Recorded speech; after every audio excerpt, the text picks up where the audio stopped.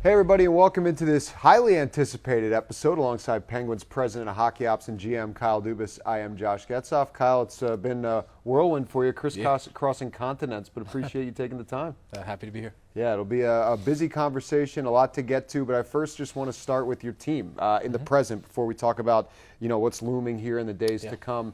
Few games out of the break, you suffer your first regulation loss Tuesday night in Boston, but had picked up points in 3 in a row to come out of that break. How do you feel like things are going for you guys as you return to action? Well, I think it's been a little bit uneven to start. I thought the game against New Jersey was generally pretty good. We started off maybe slow and then got back going, and then the Ranger game would be the inverse of that. I thought we started off really well, especially in the first period, and then really played poorly in the remaining 45 minutes of the game and shootout. And then I think the thing that I like most about our team is that we have a really bad day, I think, in New York where we don't play to our level that we think we're capable of, and we come back here the next afternoon. Vegas is here waiting for us. They don't play on the Saturday. It's an afternoon game. There's not much time to rest, and we come out and really put forth a really strong effort against Vegas, who's a Stanley Cup contender. So, that part I think is throughout the whole year been the most encouraging part to me about the team here, and the coaching staff. The players deserve all of the credit for that. It's no matter who's in, who's out of the lineup, who's injured, who's sick, who's playing well, who isn't. Whenever things start to waver just a little bit, the team can dig in and find their way out. And I think that's going to be so important as we go through this whole month, and it's going to be a great test for every team in the league because of how busy it is, and excited to see how we come through. And if we continue to hold to that standard of responding well, we'll be in a good place. Yeah, Penguins already a couple games into a 17-game month of March, just to kind of emphasize your point there. It's busy for everyone, and main reason for that is because there has been no NHL hockey for the better part of the last month due to the Olympics, which were unbelievable to watch. You were there. You experienced them all. Obviously, your Canadians came up short in the gold medal game, but the experience, just what you took away from it, how was that whole time over there? An experience, I think, for myself and our family that we'll never, you never forget, and really probably like a lifetime highlight so far. Just the quality of hockey, being around that level of player and players, and then just being able to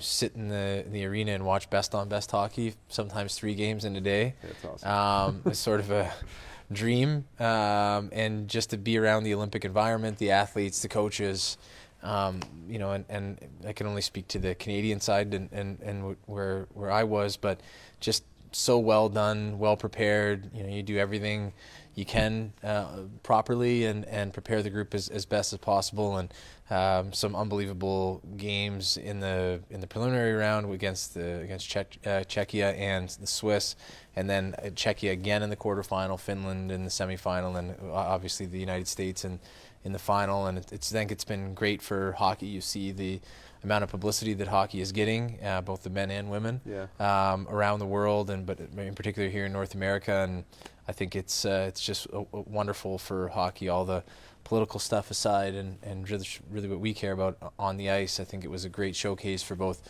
the men and women's game there, with some great play through the preliminary round, and great finals on both sides. Yeah, we waited over a decade for Olympic hockey of that level, and it delivered. It was entertaining from start to finish, but there was some fallout, predominantly for the Pittsburgh Penguins. And I'm sure Canadians across all of Canada are wondering if Sidney Crosby was in that gold medal game, would Canada have found that second goal and ended up claiming gold?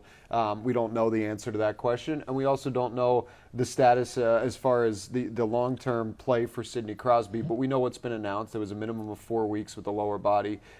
Anything more you can update us on with the captain? I think he's as you know, he's extraordinarily diligent and is going to do everything he can. He always puts his team first, and his way of doing that, is making decisions that are totally selfless over there in Milan, and then coming back here, really doing everything he can to get back and help the Penguins. So, he's in here for long hours every day, rehabbing his injury, and it's been over 2 weeks now. So, hopefully we've crossed that kind of crossed the peak, and we're coming down the other side where we'll start to see him get back on the ice and test it that way. And obviously that will be the best trade deadline addition that we could make, is when Sid returns to the lineup, and we'll just continue to try to stack some points up in his absence and put the team in a good spot, as he has put the team in a great spot for over 2 decades now. So it's the team's chance to give back.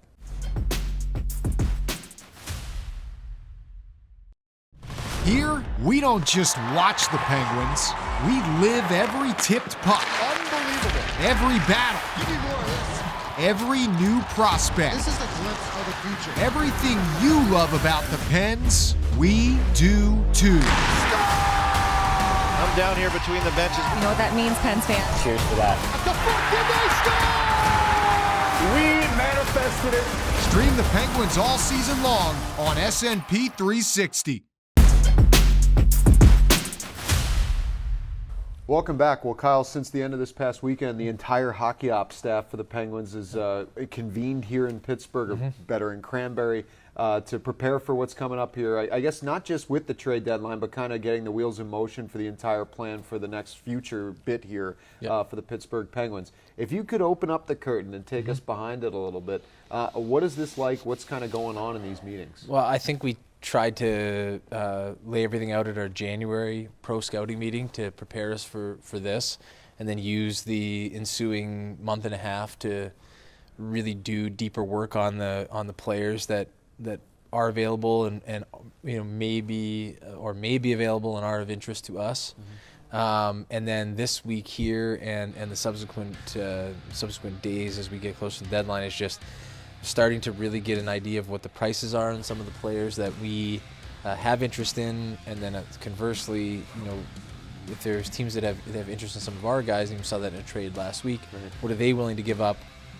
And then you're trying to measure in our position and where we're at as an organization right now, what's the impact in the present day, and then what is the impact in next year and in the subsequent years. And so that's really where we're at. Every day new types of scenarios are brought forth that you didn't really expect, so you have to be as prepared as possible for those, as well as different things happen with teams. They're either playing very well out of the break, into the break and out of the break, or for various different reasons they've fallen out of things, and they're looking to recoup assets. We're a team that a lot of people call because when it comes to prospects and draft picks, we have a pretty deep reserve, and so that's really where we're at. And then we're also in any sort of lull in the action, which they're more infrequent as the week goes on. You're trying to get yourself ready and prepare for the off season and what we're going to do from March to June to get ourselves ready for the draft in July 1st. Not as much the draft, but trade activity going to the draft. This is a very pro-focused week. We've got our own prospects, our own college players we're making decisions on. Are we signing them? Are we not? And so on and so forth. So there's a lot on the go. The days are long, but they go by very quickly. They start very early in the morning, and last night we all watched the game together here, and then it's then you get sucked into a period of Tampa and Minnesota. So it's 11:30 or midnight by the time you get home, and then the days get longer as it gets closer to Friday, and then you rest then. Yeah, fair enough. I mean, you earn the rest at that point. Well, the biggest name as far as the current roster for the Penguins that has drawn a lot of interest, both in Pittsburgh, around the league, everyone's talking about the status of Evgeni Malkin. You brought this up going into this year that there maybe would be some form of beginning of conversations or some form of dialogue in or around the Olympic break. And when you look at Evgeni Malkin, you look at the Penguins, where does that stand as far as conversations? Yeah, I think at the beginning of the year, we in talking to JP Barry, Gino's agent, the discussion was very clearly, at Gino's age, what's the best way we want to handle it? He's a franchise icon, deserves to be treated with the utmost amount of respect, and we always want to handle it the right way. And the decision at that point was, let's get there's a break in the middle of the year, or past the midway point of the year in February. let's see how Gino feels at that point, and let's see where things are at, see how he's playing. And I think for the team, it's important you handle him the right way. So that was what was decided at the beginning of the year, that we would have a check-in midway through the season during the Olympic break, and then proceed from there. And from my perspective, I think JP and I have continued to have dialogue. Gino has been, as is his right, a little bit more public-facing with his commentary once he had sort of made up his mind as to what he had wanted, leading into the break, and then obviously coming out of the break the other day. I have no problem with that. I think from our perspective, the communication with CAA, with JP Barry, and with Gino has been very clear, and I think both in terms of the way that we want to handle it as we continue to proceed, and what that path is going to be. And I don't think it benefits Gino and really benefits the Pittsburgh Penguins for us to lay all that out publicly, as much as the public may have an interest in it, other than to say, the year that Gino's had has been spectacular for someone who's 39 years old. Not only the production, but I think more importantly, from my perspective, than the production has sort of always been there for him. Yeah. It's been watching him as we've had some of these guys come in, like Chinikov, Artie Silovs, Ilya Soloviev, that are Russian-speaking. All of them speak Russian, and the way that Gino has handled them from the leadership side, it's really been special to watch, and I think they speak openly about the impact that he's had on them, and I think with Gino, that impact sort of goes a little bit under the radar, and maybe it's not talked about as much, but he brings a lot to our program, and has obviously brought a lot of very special moments and championships, and obviously individual awards, but more importantly, helping the team to play at a high standard and win over his time with the team. And so we'll continue to stay in touch with JP, and other than that, I think it's a private matter for Gino. He can speak about it as much as he wants, but from our perspective, we'll let him do that. Inside Penguins Hockey is back. Let's go eat sushi. For an all-new season. And now he's your best friend. Yeah. Getting a line in the water is always a joy for me. Inside Penguins Hockey. New episodes every month on SportsNet Pittsburgh. Presented by UPMC Health Plan. Welcome back. Well, Kyle, we've mentioned the idea of a player the Penguins would like to bring on. I'm not going to, for many reasons, ask for any potential names, although that'd be great if you would love to share any names you were interested in. But if there was an ideal person or player that was a Pittsburgh Penguin target, what kind of boxes would they have to check to come here? Well, I think we feel good about where we're at in goal in the present and future. So, in terms of acquisitions, I think where we look is both up front and on defense. And I think the ideal acquisition for us will be a player that's in their 20s, closer to their mid-20s, that has some team control. Either they're signed, or they are pending restricted free agent, or where they're not a rental. Mm-hmm. That said, if we get closer to Friday and there's a chance to add to the team with someone who is a rental, we could look at that too. I think everyone looks at the deadline as that's a time that you have to act, and I think it is a great opportunity to add talent to your roster and to your team.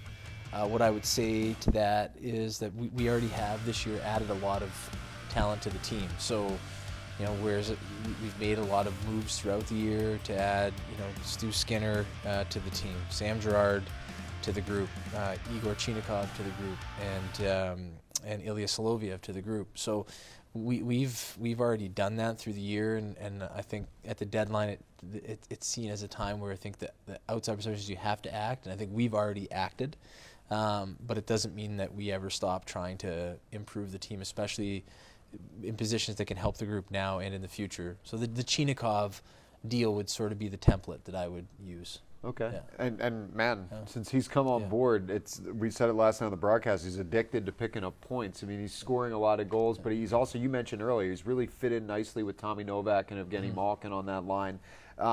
When you gauge what he's done versus what you hope for, has he exceeded it? Has he met it? Where's he at with that? I think the scoring has been excellent, and I think he does a lot of very smart things. He's above the puck. He changes in smart times. It's notable if you're watching at the end when he's on the second unit power play. When they get to the end of the power play, he's never trying to overstay. He changes so a defenseman can come out to get us back to our usual formation. It's small things like that. All of that said, I think with him, there's still so much more potential for him as a player overall, and I think that's on us to build that plan out for him to continue to work and develop and evolve. And I know that he's going to put the work in. So I think it's sometimes with guys they just need to change for any number of reasons, and he's one of the guys that kind of fits into that box, and it's been a great fit for us with Gino and Tommy. And we just look forward to continuing to work with him here over the next number of years.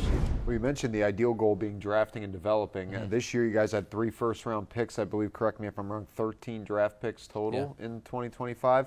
And one of them, the first of all of them, was Ben Kindle, 11th overall. What a pick that was. He is right up there among rookies scoring in the NHL. He's been on the Penguins since opening night back in October against the New York Rangers. What are your thoughts on this guy? Because I know that you thought highly of him, your hockey ops staff thought highly of him, but a lot of other people were thinking, wow, we're kind of a little bit out of nowhere at 11th overall, and now those people are suddenly like crickets in the field. You don't really hear them. I think that's a credit to Wes Clark and his work with the whole group, but Wes, last October, November, had kind of said like this is the guy. This is going to be the guy. And he had all of his reasons as to why we did all of our work on him as we did with others. And Wes, more than anybody that I know, is probably the most unaffected by external expectation or external feedback or criticism. We have our process. He executes it, and it's he and I have been together a long time. A few breaks of a few years in between, and 10 years ago, and then the 1 year where he was in Toronto when I was here. But it just works. I trust him explicitly. He utilizes all the resources of the organization, the R&D department, the other management members, and I think with Ben, the one thing I think on the fans and maybe the other players and the coaching staff, maybe not the coaching staff, but fans, players, everyone around the team, it's exciting. But I think what fuels us is continuing to push him to really get to his maximum potential. And I think the thing that we like about him the most is you come here on an off day, he's here. He's not driven much by the social media side of it or types of things that have a major impact on young people now. It's he's lucky that his parents were national team athletes themselves, and his sister maybe a better athlete than him.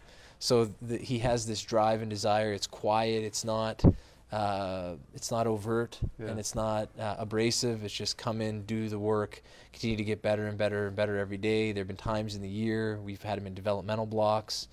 He's come out of those on a great spot. There was times when it looked like he was starting to fade. He doubles down on his work, and we just have to continue to push him in that direction, and he's responded well to everything so far. So massive potential. Now we have to continue to stay after it and make sure that he reaches it. Okay, so we'll keep posted on that, and we will be back with more after this. The road to puck drop begins on Penguins Tonight. A first look at the latest game news, stories from around the league, and so much more. Penguins Tonight, 1 hour before every game on SportsNet Pittsburgh. Presented by Morgan & Morgan. Welcome back. Well, Kyle, we mentioned the deadline looming Friday in the National Hockey League, but college hockey season is also closing in on playoffs, Frozen Four, all that fun stuff. And some teams, unfortunately, didn't make that, and their seasons are over. One of them being Arizona State, who has a prospect in your guys' pool, Cruz Lucius. Had a pretty good year for the Sun Devils this year. I believe 15 goals, north of 40 points. What's the process like with a guy like that where it's now time to potentially make a decision on a contract? Well, he had an awesome year. So, I mean, the year that we traded for him, he had an excellent year at Wisconsin. He transferred to Arizona State. Had surgery last year, missed a lot of the year, and then bounced back this year. He was at development camp here last July, had a great season with Arizona State. So we met with Cruz and his camp on Monday or Tuesday. And Jason Spezza, Tom Kostopoulos, and I went through the way that he's progressed here the last stretch, what the plan would be for him. And now we'll wait to hear from him as to what his decision is. But we'd be thrilled to have him. He can jump in right now and turn pro and get going. Is a major stress for us is that he's making sure that he's completing his college degree. He's come this far. There's no need to do anything that's going to leave you short a month or two away from getting that. So that's important to us. We'll continue to work with him, but he's had an excellent year and earned that right to be in that mix. Okay, so yeah, still something to monitor there amidst everything else going on, including a lot of hockey for your team. We mentioned 17 games here in March. Every team's going through it, but I mean, really, Kyle, when you look at the schedule here, it's every other day with a couple back-to-backs sandwiched in between. What are some of the keys in your mind to manage this? Because it seems like it's just hockey from here on out. It's all on. There's a reason. There's a reason why you have a director of performance, and there's a reason why they're highly paid. And so this is Rich Rotenberg's time to. I always wondered how he had such nice shoes. Okay, that makes sense. It's time for him to go out and earn it. So we've met about we've had meetings about the best way to go through this month, going back to the fall. So I think in the end we're in a spot where you can't help but look at every game, and the points are massively important, and that adds a huge amount of incentive night in and night out. So if you're a little bit tired, when you look at the schedule, it's Buffalo, then it's Philly, then it's Boston, then it's Carolina. Yeah, those are huge games. Then we go through a stretch of all Western Conference contenders, and then bookend with Carolina again. So it's to me it's awesome. It's a great opportunity for our team to really put into practice the progress that we've made so far this year, and continue to to finish writing the story that we set out at the beginning of the season. It's really, that's why you do it. Yeah. So you want to be in this mode where the nights you're not playing, you're watching the other games, and you know what you need to happen to help your chances, and that's what it's all about. You'd love to be 20 points ahead, but from as we've gone through this process, this is a great step for us to be here. Now we just have to do our job and finish that story. Yeah, the games all matter, and they're in the mix, and they're in a playoff spot, and that's all you could ask for right now. It should be a lot of fun here down the stretch. Kyle, you and I will reconvene in a couple of weeks. Appreciate you doing this. We'll let you go back up to the war room. Thank you. We'll see what transpires here over the next couple of days. For sure. Thanks, Josh.